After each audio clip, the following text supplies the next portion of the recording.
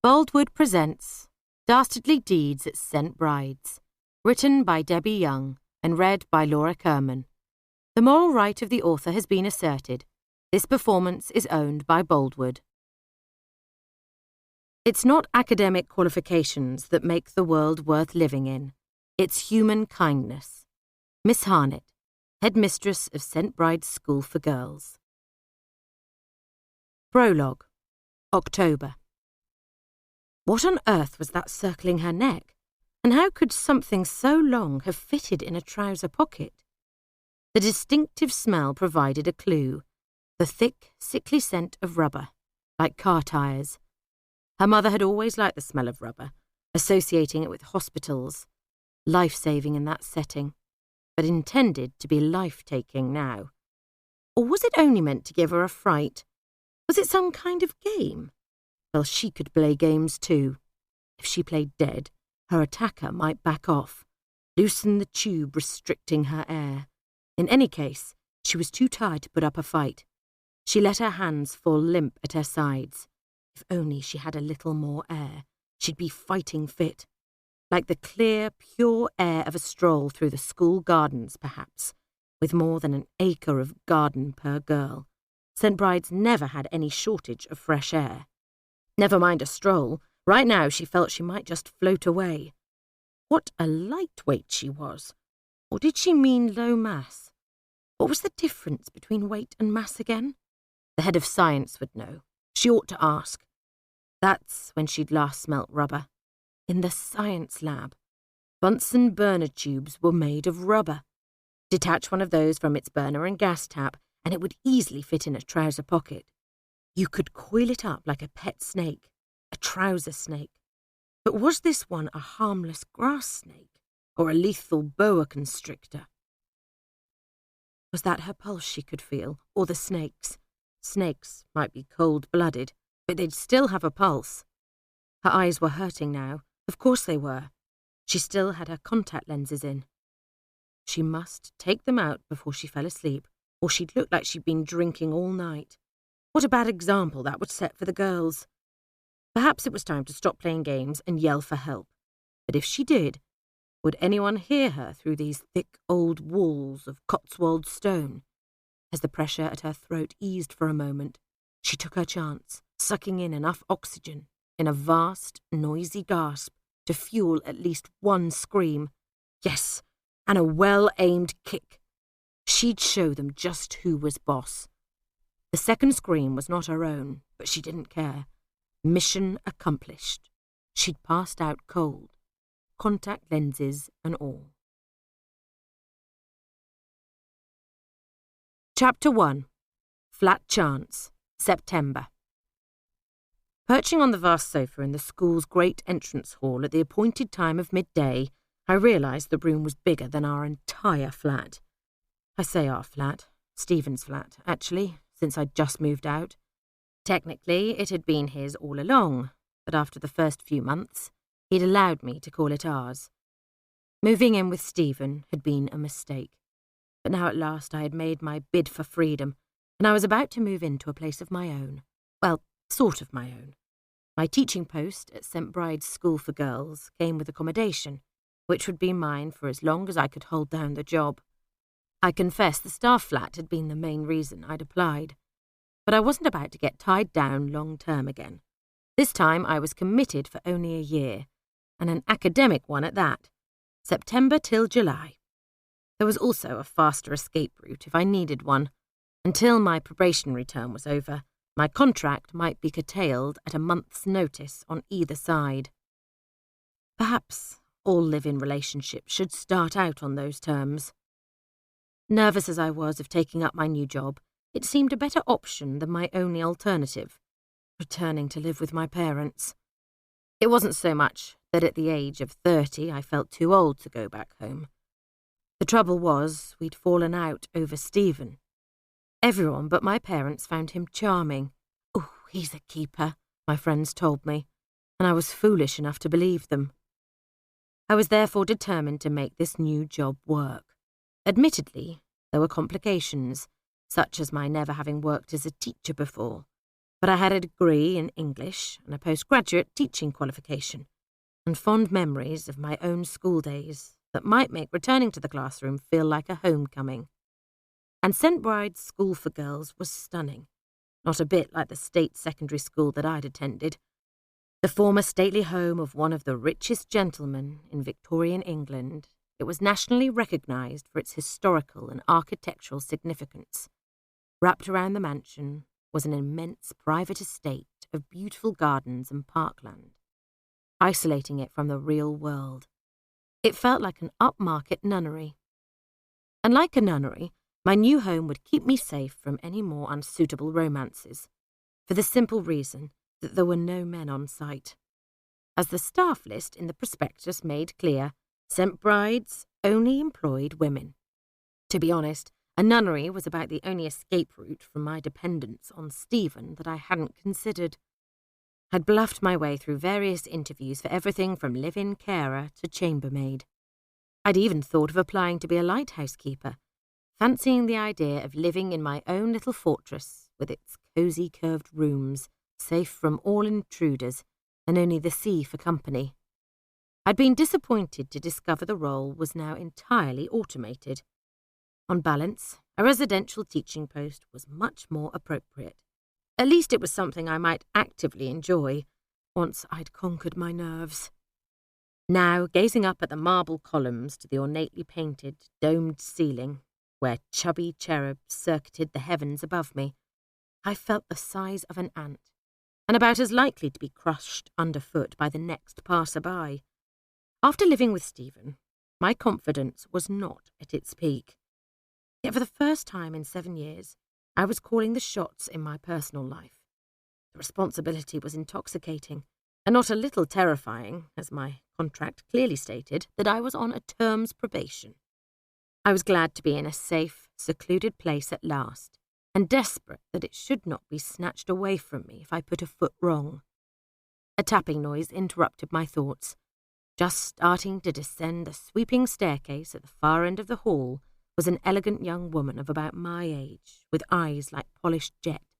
She flashed a taut smile as she stepped lightly and rhythmically down the broad marble stairs, perfectly equidistant from the swirling, wrought iron banisters on either side. For a moment, I thought she was going to break into a Busby Berkeley routine, with men in top hats and tails springing out from the shadows to tap dance down in her wake. If it had been me walking down that gleaming staircase, I'd have been clinging on for dear life to the handrail, even in my habitual flat shoes. How she managed to stay upright in a pencil skirt and black stilettos as shiny as her glossy black bob was beyond me. Having reached the foot of the stairs, she marched purposefully towards me across the antique Persian rug that gave the only touch of warmth to the hall. Even on this sunny early September day, the chill air nipped at my flesh. Now I understood why the school uniform list in the prospectus included thermal underwear. When she held out a perfectly manicured hand for me to shake, her firm grip startled me. "Welcome to St Bride's, Gemma." Behind glossy ruby lips lurked perfect white teeth. "I'm Oriana Bliss, one of the house mistresses, and you're affiliated to my house. I'm to show you to your flat. Congratulations on your appointment, by the way. A good English teacher is hard to find these days." Which is why they'd ended up with me. I wondered how long it would take Oriana and her colleagues to realise I'd never put my teaching qualification into practice. "Thank you." My voice was barely audible in this vast space. "Thank you," I said again, in case she hadn't heard. This time my voice rebounded from somewhere near the cherubs. I coughed. "I was thrilled when Miss Hairnet phoned to offer me the job. I thought you would have had much better candidates than me to work at such a beautiful school." I waved a hand about me, still overwhelmed by the setting. "Candidates with better qualifications." Oriana closed her perfectly made-up eyes, showing off symmetrical half-moons of thick black eyeliner. She let out a chirrup of caustic laughter. "Good heavens! We're not qualification snobs here." She stooped to pick up the smallest of the 3 bags clustered at my feet. "Old Hairnet won't even have checked your references if she liked the look of you. Nor will she. so long as you behave yourself." I have always been very good at behaving myself. It's the closest thing I have to a superpower. "Follow me, and I'll show you to your flat." She swiveled on one stiletto, then paced briskly back to the marble staircase. I staggered after her, a suitcase in one hand and my backpack in the other, leaving me with no means of gripping the handrail. I had visions of tumbling awkwardly down the stairs, breaking my neck before I'd had a chance to teach my first lesson. What a shame if I died before even setting foot in my new flat. Oriana cast her free hand about her, issuing directions. "Down there's the staff dining room, although from tomorrow we'll be hosting tables in the trough." "The trough?" "The girls' dining room. The passage beyond leads to the classroom quad, where the English classroom awaits your personal touch. But that can wait. Let's get you settled into your flat first." My flat. Not our flat. Mine. My bags felt lighter. "You'll be in the poorhouse." "What?" I'd been expecting to feel like a poor relation amongst the children of the super-rich, but not to be publicly stigmatized. "That's what the girls call our house. As you'll doubtless have read in the prospectus, for ease of management, the school is divided into 4 boarding houses. Each is named after a saint. The girls have added their own moniker, inspired by the house saint's chief attribute. Ours is St. Clair's, as in the poor Clares. So, we're the poorhouse. The others are Lost and Found, for St. Anthony, patron saint of lost causes, the dog house, for St. Francis, obviously, and the outhouse, for St. Vincent, patron saint of plumbers. The staff in St. Vincent are thankful that their nickname is not any worse." She gave a wry smile. "I suppose swearing is against school rules?" I said, smiling back. "You're right. It doesn't stop them, though. The girls swear in code instead. They think the staff haven't rumbled it, but there's a key to the code in the alternative prospectus secretly published by the sixth formers. We've had a copy in the staff room for years." She led me around a corner to a long, dark corridor. Rather cleverly, they've devised a system based on quaint expletives culled from school stories of yesteryear. Blinking, cripes, flipping, and so on sound innocuous until you discover they're all paired with alliterative equivalents in the modern vernacular. When they say blinking, they're thinking bloody. We turn a deaf ear to them calling each other a flipping beast or whatever until they slip up, double compensating, and say the real swear words by mistake. The other girls are genuinely shocked when that happens, and of course we staff have to pretend to be terribly cross. "So the girls are generally well behaved?" She nodded. "Oh, they're no trouble most of the time. We're pretty strict about most things. No smoking, for example, but we also have some stringent rules on minor issues, such as how to tie their school ties. Breaking those rules satisfies their teenage need to rebel, without escalating their misdemeanors to more serious crimes. I suppose the staff aren't allowed to smoke either." She stopped sharply, with her back to me. "Are you a smoker, Gemma?" "No, never. Not even as a teenager." "Then they aren't." I thought if I'd said yes, she would have confessed to being a smoker herself. She halted by an ancient oak door. A large leather fob had been left in the lock. Pulling the brass doorknob towards her, she turned the key clockwise. "Here you are. You're in Lavender Flat." That seemed a good omen. Lavender was my favourite colour. "The girls call it the lavatory," Oriana continued, "but it's not as bad as that makes it sound." I braced myself for the worst that might lie within. Water running down the walls, a foul smell, graffiti.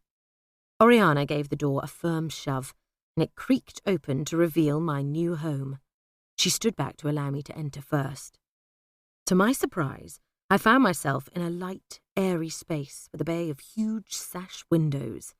The thick, mauve brocade curtains complemented the purple Persian rugs scattered carelessly on the gleaming parquet floor.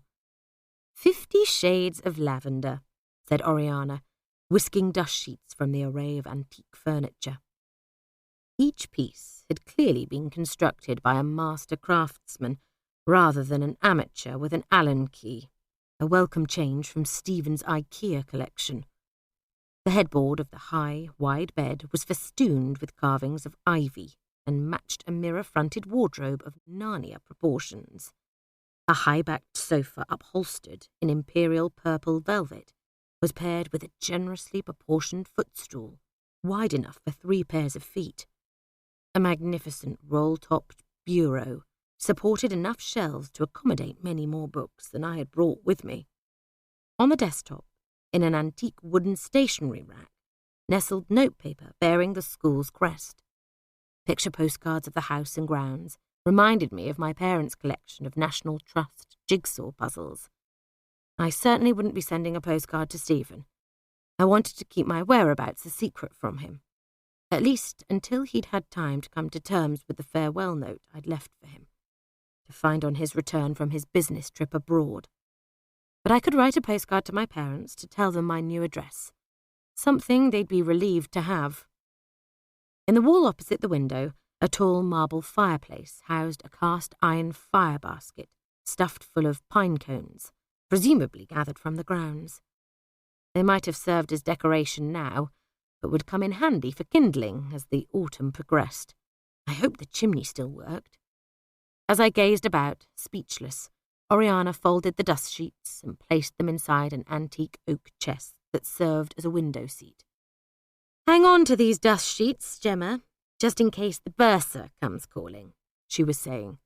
"Then use them to cover up the decent furniture so he doesn't get any notion of selling it. This bed and wardrobe would fetch a fortune on the antiques market. He's got a bad habit of selling the family silver when he can't make ends meet in the school budget." "Goodness." "I know. He's infuriating.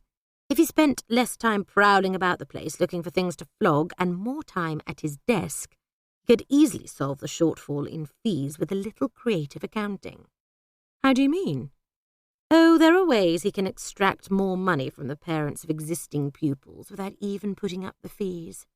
She waved her hand dismissively, as if this was something any fool could do.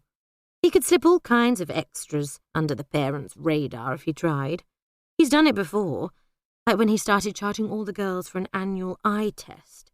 While it's only a small amount per girl, it adds up when you're charging for 100 of them. Of course, they're all eligible for a free eye test on the NHS while they're under 18 and in full-time education. Most parents have no idea that they're being conned. But my conscience is clear on this, because it saves them the bother of taking their daughters to the optician in the school holidays. So I reckon it's good value for them, and they ought to be grateful." Perhaps I might have seen it that way too, if I were one of the parents. Cash rich and time poor, Oriana went on.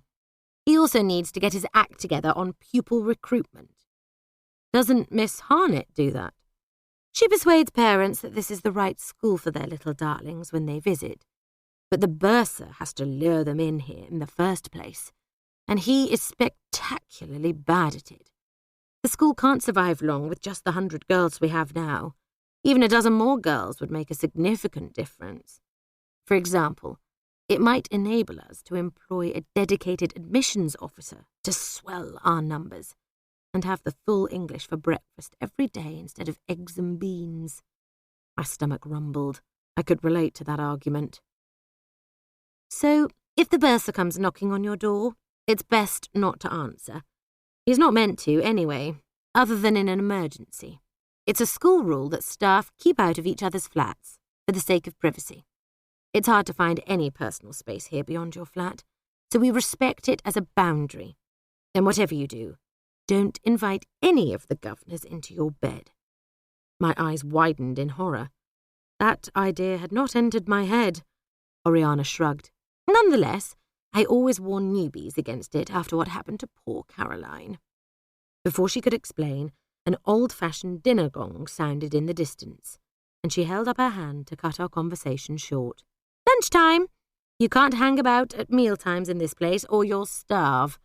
We'd better leg it." Hoping her swivelling stilettos wouldn't bore a hole in my beautiful old rug, I followed her out of the room, wondering just what had happened to poor Caroline. Chapter 2. Table Manners. After fleeting introductions around the table to my new colleagues, none of whom were called Caroline, Oriana pointed to a free place at the near side of the dining table. I was quickly to learn that here, and in the staff room, every teacher had a designated seat. The longest-serving staff had the best ones, and you broke the pecking order at your peril. "After lunch, someone will give you the full tour," said Oriana, once we'd started tucking into the excellent shepherd's pie laid out in vast serving dishes along the table. "Then you'll have the rest of the afternoon to settle into your flat and unpack before the girls arrive." "Thank you, but I've already had a tour of the school. The bursar showed me the staff room and the classrooms when I came for my interview." The flashing of cutlery came to a halt as the assembled staff exchanged knowing looks.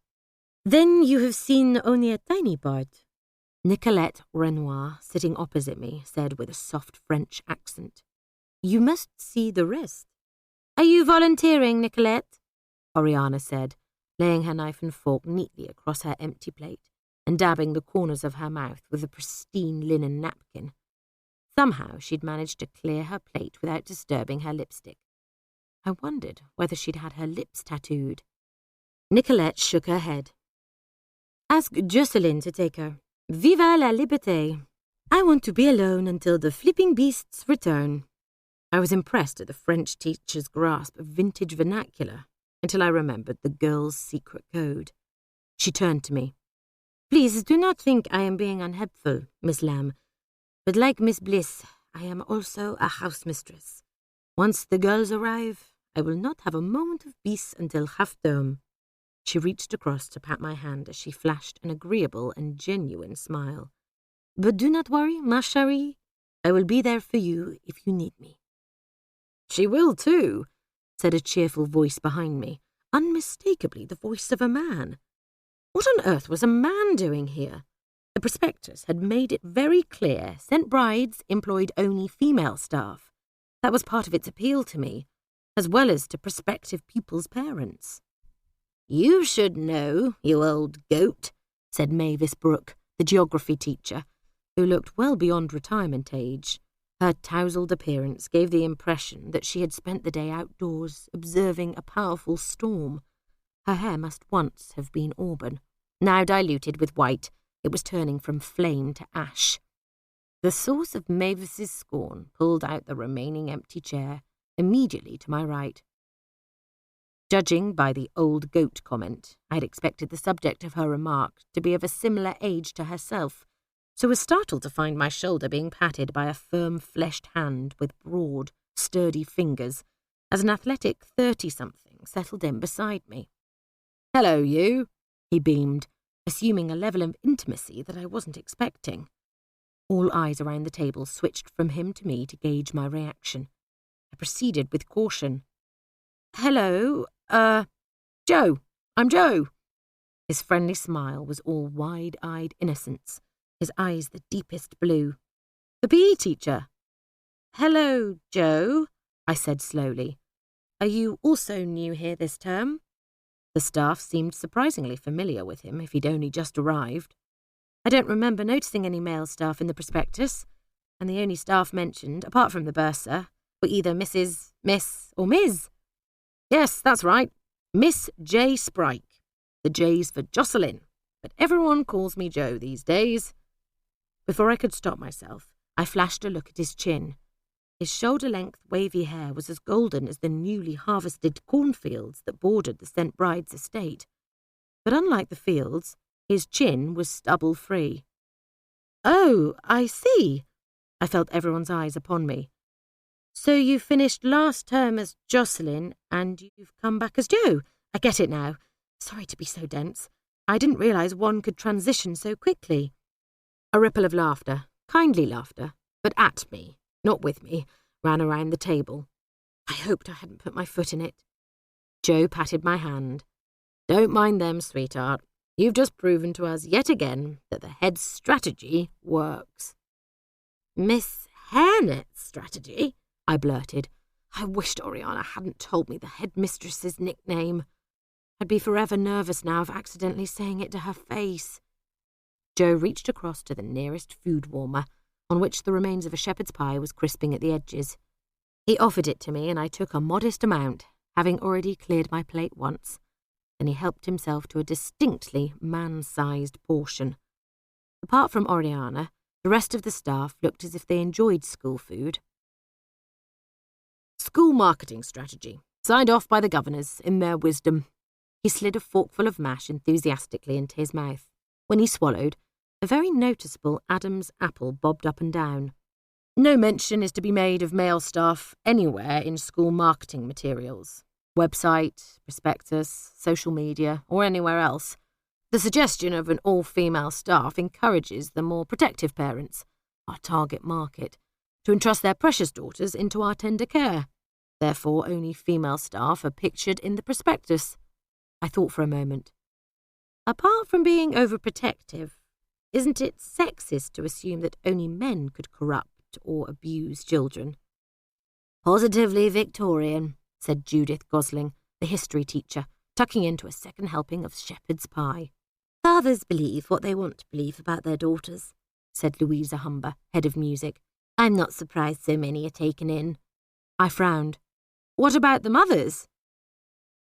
We have an unusually high proportion of pupils here who are motherless, said Felicity Button, head of life skills.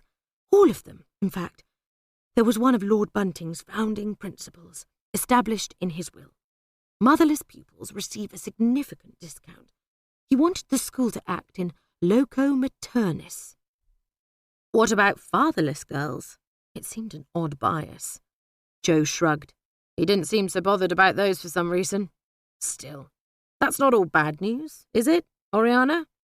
The corners of Joe's mouth twitched. All the more widowed fathers for you to choose from. So that was why she was so smartly dressed, to greet the imminent arrival of a bevy of rich widowers. I don't know what you mean, Oriana said coolly. Doesn't that make the prospectus misleading? I didn't want to offend anyone, but nor was I willing to be party to fraud. Hazel Taylor, head of art, passed Joe the water jug, and he topped up my glass before filling his own. Not really. There's no deception. I'm within my rights to request that my picture doesn't appear in the prospectus or in any other school publicity material. Same goes for the girls. I'm a private person. We don't need to know what you get up to in private. Mavis again. Prig. He didn't seem remotely priggish to me. Then I realised she was using the girls' code. But surely parents must meet you in person sometime, or spot you on the sports field during matches. Joe was unfazed. No problem if they do. They expect the PE teacher in a girls' school to look a bit rugged. When he slapped his thigh proudly, I noticed for the first time that he was wearing a white tennis skirt. Oh, and the girls call him Miss, said Dr. Teresa Fleming, the head of science, a dark-haired lady in round gold glasses and a white lab coat. That helps. The other teachers had cleared and removed their plates and were tucking into a blood-red cherry pie. I wondered which one was Caroline, but didn't like to ask, in case anyone wanted to know my reason for inquiring. Nor did I want to immediately associate myself with someone in disgrace. Then it occurred to me. Perhaps Caroline was no longer even employed at the school. Had her misdemeanour led to her dismissal? If so, it was important I should find out what it was, so that I could avoid making the same mistake myself. I didn't want anything to threaten my position here. Snapping out of my reverie, I realised I was way behind my colleagues with my meal. I resumed eating my main course in the hope of catching up.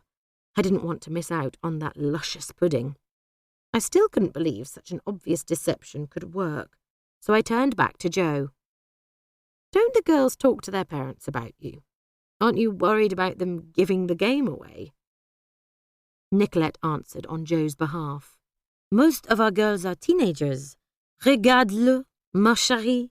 If you were 15, would you exchange him for a woman?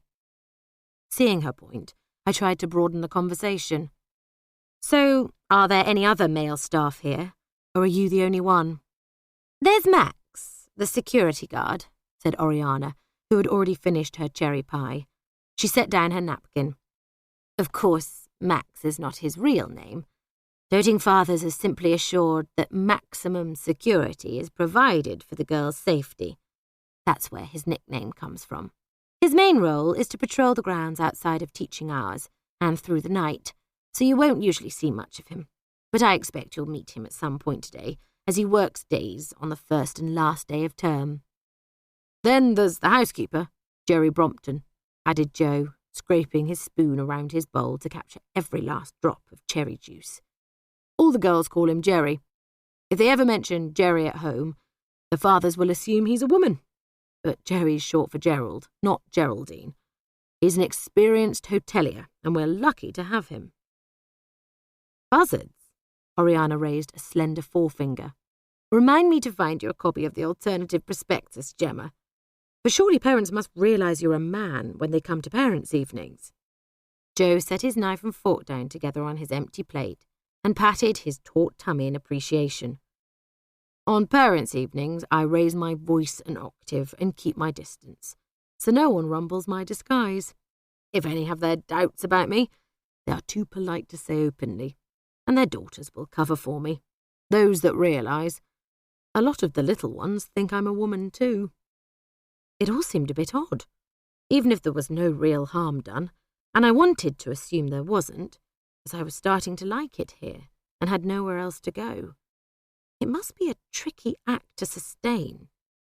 But what about inter-school matches? Don't parents ever watch their daughters play competitive sport against other schools, or against each other on sports day? Joe shook his head.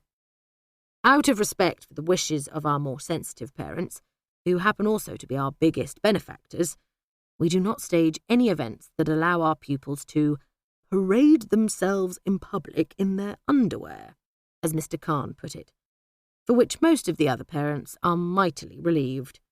They've got much better things to do than spend their leisure hours standing on the touchline.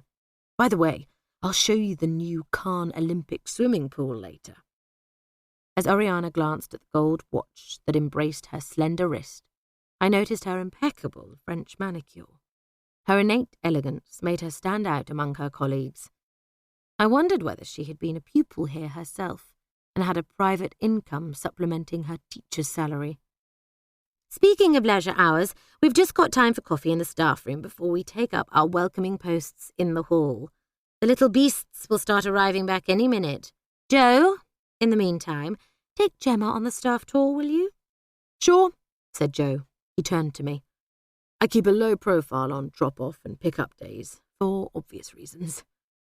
As the others headed off to the staff room, a wide-eyed, grey-haired lady in a white housecoat entered the room and began gathering everyone's empty dessert bowls and spoons. She stacked them on a large aluminium trolley, presumably destined for the dishwasher. I scooped up my last forkful of shepherd's pie. Wonderful lunch as ever, Rosemary, said Joe. His gratitude was echoed around the table. But Gemma, before I show you around, let's finish up that cherry pie. He grabbed the remains of the last one before Rosemary could remove it. He cut me a generous